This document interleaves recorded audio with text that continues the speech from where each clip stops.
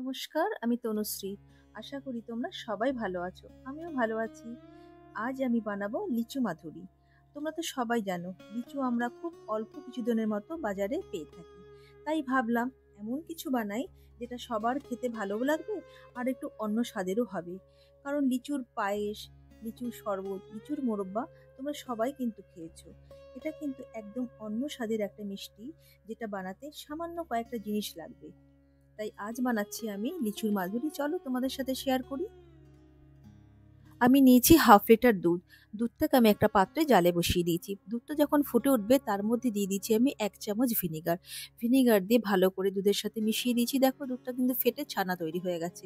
এবার ছানাটা যখন হয়ে গেছে তখন আমি ছানাটাকে একটু ঠান্ডা করে একটা ভালো কাপড়ের মধ্যে, পরিষ্কার কাপড়ের মধ্যে ছেঁকে নেব। দেখতেই পাচ্ছ আমি কাপড়টাকে একটা ছাঁকনির মধ্যে মেলে রেখেছি। এবার ছানাটাকে আমি ওর মধ্যে ঢেলে দিলাম। ছানাটাকে ভালো করে কাপড়ের থেকে নিয়ে জলটা চিপে রাখতে হবে যতক্ষণ না পর্যন্ত ঠান্ডা হচ্ছে। এবার দেখো কাপড়টা দেখলে তোমরা বুঝতে পারছো ছানাটাকে আমি জল ঝরানোর জন্য তৈরি করছি। ছানা কিন্তু আমার একদম ঠান্ডাও হয়ে গেছে, শক্ত হয়ে জমাট বেঁধে গেছে। জমাট না বাঁধলে ছানাটা না জল কাটলে ভালো করে মাখতে পারবে না। এবার লিচুগুলোকে আমি ছাড়িয়ে নিচ্ছি একটা একটা করে। লিচু ছাড়ানোর সময় খেয়াল রাখবে লিচুগুলো যেন ভেঙে না যায় বা ছিঁড়ে ছিঁড়ে না যায়। এবার ওই ছাড়ানো লিচুগুলোকে আমি ভালো করে মাঝখান থেকে ছুরি দিয়ে চিড়ে দানাগুলো বার করে নিচ্ছি। কিন্তু খেয়াল রাখবে দানা বার করার সময় লিচু যেন একদম টুকরো টুকরো না হয়ে যায়। তাহলে কিন্তু ওই যে ছানাটা যে মাখতে হবে তখন কিন্তু পুর ভরতে খুব অসুবিধা হবে। এইভাবে প্রত্যেকটা লিচুকে একটা একটা করে দানা আমি বার করে নিয়েছি। এবার ছানাটাকে আমি মাখছি 4 চামচ চিনির গুঁড়ো দিয়ে। তোমরা কিন্তু তোমাদের স্বাদ অনুযায়ী মিষ্টি তোমরা ব্যবহার করবে। ছানাটাকে চিনি দিয়ে আমি ভালো করে হাত দিয়ে ডলে ডলে টাইট করে নিয়েছি। আবার চিনিটাও ওর সাথে মিশে গেছে। এবার তার মধ্যে আমি দিচ্ছি 2 চামচ রোজ সিরাপ। কারণ কালারটা না খুব সুন্দর আসে। একটা দেখো হালকা পিঙ্ক কালার আসছে, দেখতেও ভালো লাগে, স্বাদটাও কিন্তু সেরকম ভালো হয়। ছানা পুরো আমার রেডি। এবার আমি লিচুর মধ্যে আস্তে আস্তে করে অল্প অল্প ছানা ভরে দিচ্ছি।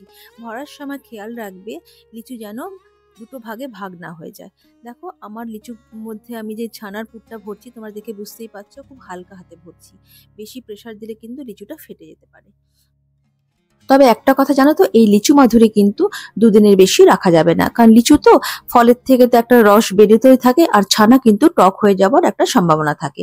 সেই জন্যই বলবো তোমাদেরকে যখনই মিষ্টিটা বানাবে 1 থেকে 2 ঘন্টা মতো ফ্রিজে রেখে ঠান্ডা করে নেবে, পারলে সেদিনই খেয়ে নেওয়ার চেষ্টা করবে।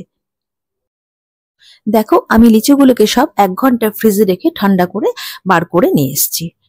এবার আমি লিচুগুলোকে পরিবেশন করেছি উপরে পেস্তা গুঁড়ো, কিছুটা তবক আর রোজ পেটাল দিয়ে। দেখো আমার কিন্তু তৈরি একদম লিচু মাধুরী। তোমরাও কিন্তু বাড়িতে বানিয়ে খেয়ে আমাকে কিন্তু জানাবে তোমাদের কেমন লাগলো। সবাই ভালো থেকো, আবারও দেখা হচ্ছে নতুন একটা ভিডিও নিয়ে।